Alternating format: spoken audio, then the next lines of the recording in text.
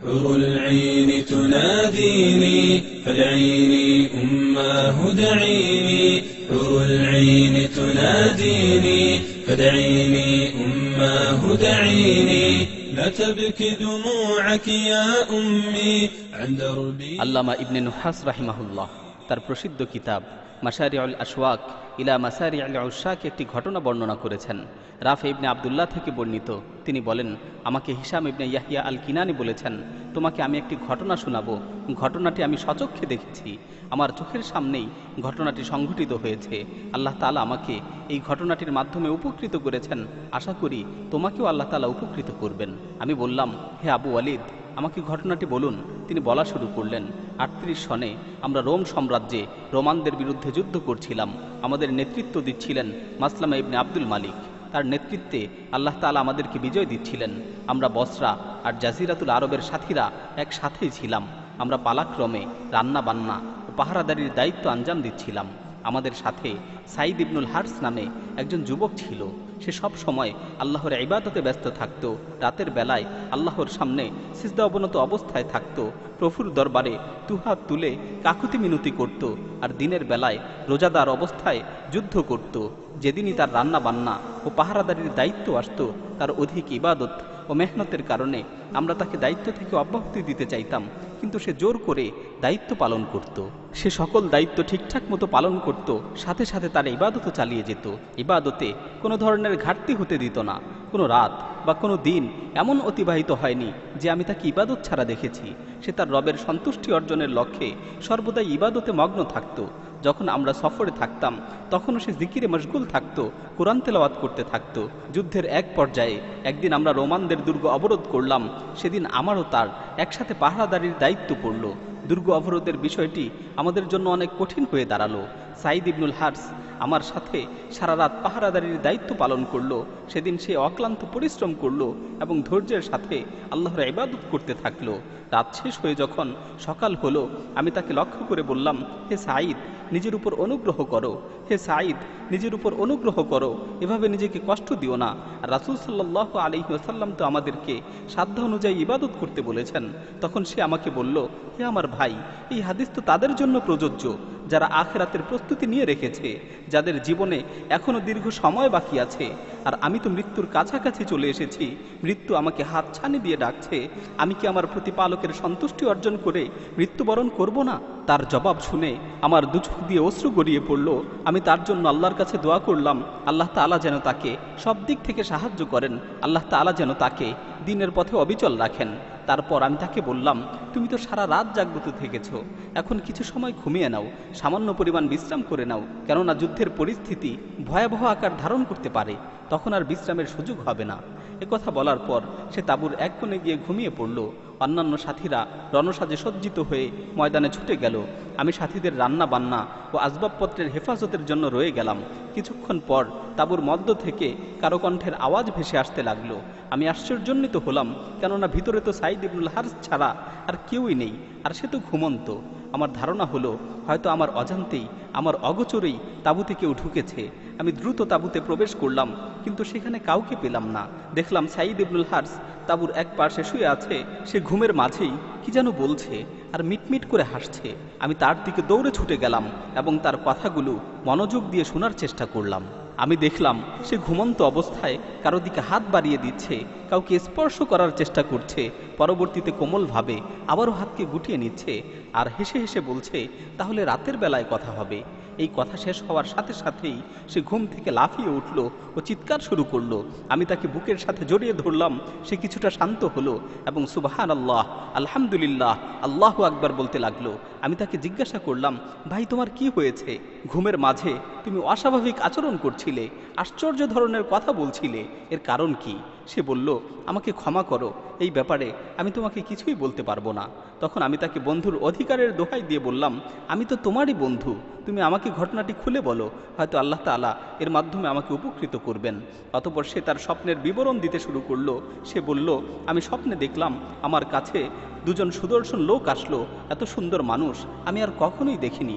তারা এসে আমাকে বলল, হে সাঈদ, সুসংবাদ গ্রহণ করো, হে সাঈদ, সুসংবাদ গ্রহণ করো, তোমার গুনাহসমূহকে ক্ষমা করে দেওয়া হয়েছে, তোমার চেষ্টা সফল হয়েছে, তোমার আমল আল্লাহর নিকট কবুল হয়েছে, তোমার ডাকে আল্লাহ তাআলা সাড়া দিয়েছেন, আর জীবিত অবস্থায় তোমাকে সুসংবাদ দেওয়া হচ্ছে। আমাদের সাথে চলো, তোমাকে দেখিয়ে নিয়ে আসি আল্লাহ তাআলা তোমার জন্য কি প্রস্তুত করে রেখেছেন। তারা আমাকে একটি ঘোড়ায় আরোহণ করালো। এমন ঘোড়া আমি আর কখনোই দেখিনি। ঘোড়াটি আমাদের নিয়ে প্রবল হাওয়ার ন্যায় দ্রুত বেগে ছুটতে লাগলো এবং একটি বিশাল প্রাসাদের সামনে এসে দাঁড়ালো। প্রাসাদটি এতটাই বড় ছিল যে তার এক পার্শ্ব থেকে আরেক পার্শ্ব দেখা যাচ্ছিল না, তার নিচ থেকে উপরের অংশ দেখা যাচ্ছিল না। প্রাসাদটি আলোতে ঝলমল করছিল। আমরা যখন দরজার কাছে গেলাম তখন দরজাটি খুলে গেল, অথচ দরজা খোলার জন্য কাউকে ডাকা হয়নি। আমরা এমন এক জায়গায় প্রবেশ করলাম যার বর্ণনা দেওয়া অসম্ভব। কোনো মানব আত্মা এত সুন্দর জায়গার কল্পনাও করতে পারে না। সেখানে তারকারাজির ন্যায় অসংখ্য হুর গেলমান ও জান্নাতি সেবকদের দেখতে পেলাম। তারা সকলেই বিভিন্ন সুরে আমাকে অভ্যর্থনা জানাচ্ছিল।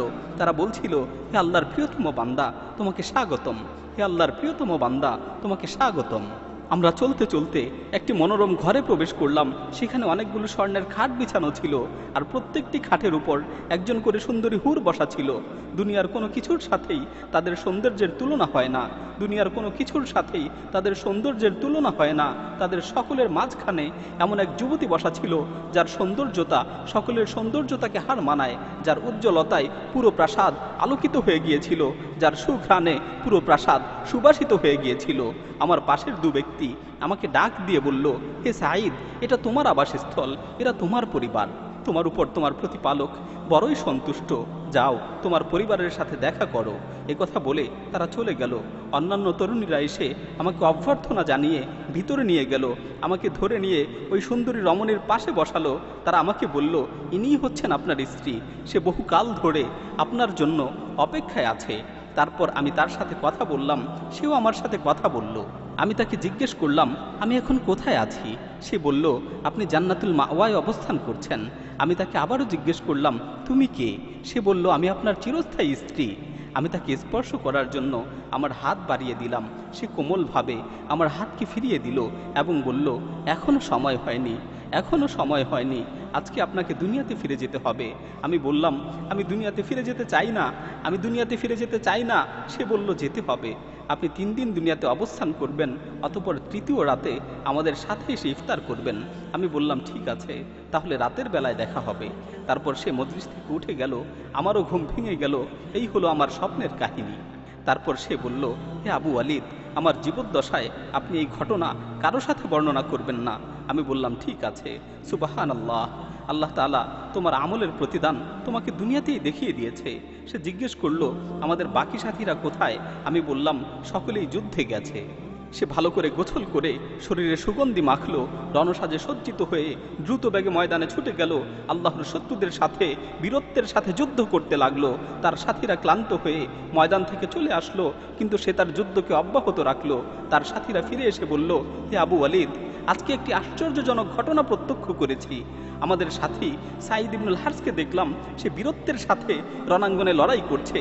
সে নিশ্চিত মৃত্যুর ঝুঁকি নিয়ে শত্রুর তীর ধনুকের সামনে নির্ভয়ে ছুটে যাচ্ছে।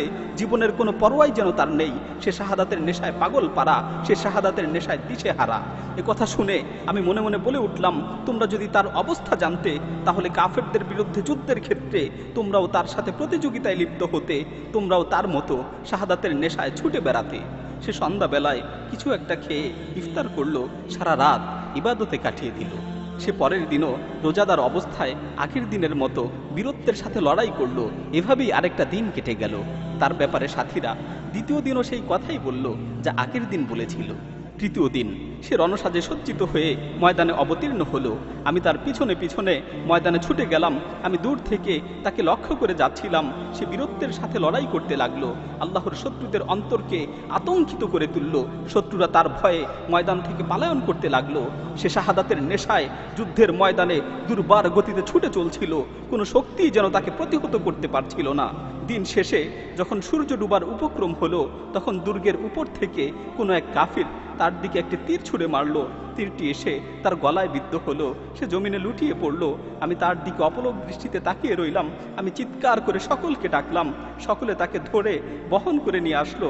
আমি তার কাছে গিয়ে বললাম, হে সাঈদ, তোমার জন্য সুসংবাদ, হে সাঈদ, তোমার জন্য সুসংবাদ, তুমি তো আর আমার সাথে ইফতার করবে না, তুমি তো আর আমার সাথে ইফতার করবে না। হায়, আমি যদি তোমার সঙ্গী হতে পারতাম, হায়, আমি যদি তোমার সঙ্গী হতে পারতাম, আমি যদি তোমার সাথে শাহাদাতের স্বাদ আস্বাদন করতে পারতাম। সাঈদ আমার দিকে তাকিয়ে ঠোঁট বাঁকা করে মুচকি হাসলো এবং আমাকে তার কথা গোপন রাখার সে বিষয়টি স্মরণ করিয়ে দিল। তারপর সে বলল, সকল প্রশংসা সেই মহান আল্লাহর জন্য, যিনি তার ওয়াদাকে সত্যে পরিণত করেছেন। এ কথা বলে সে তার রবের সান্নিধ্যে চলে গেল। আল্লাহ তাআলা পবিত্র কালামে মাজিদে বলছেন, ওয়ালা তাহসাবান্নাল্লাযীনা কুতিলু ফী সাবিলিল্লাহি আমওয়াতা বাল আহইয়াউন ইনদা রাব্বিহিম ইউরযাকুন। যারা আল্লাহর রাস্তায় নিহত হয় তাদেরকে তোমরা মৃত মনে করো না, যারা আল্লাহর রাস্তায় নিহত হয় তাদেরকে তুমি মৃত মনে করো না, বরং তারা নিজেদের পালনকর্তার নিকট জীবিত, তারা নিজেদের পালনকর্তার নিকট হতে রিজিক প্রাপ্ত। ولا تحسبن الذين قتلوا في سبيل الله أمواتا بل أحياء عند ربهم يرزقون فرحين بما آتاهم الله من فضله ويستبشرون بالذين لم يلحقوا بهم من خلفهم ألا خوف عليهم ولا هم يحزنون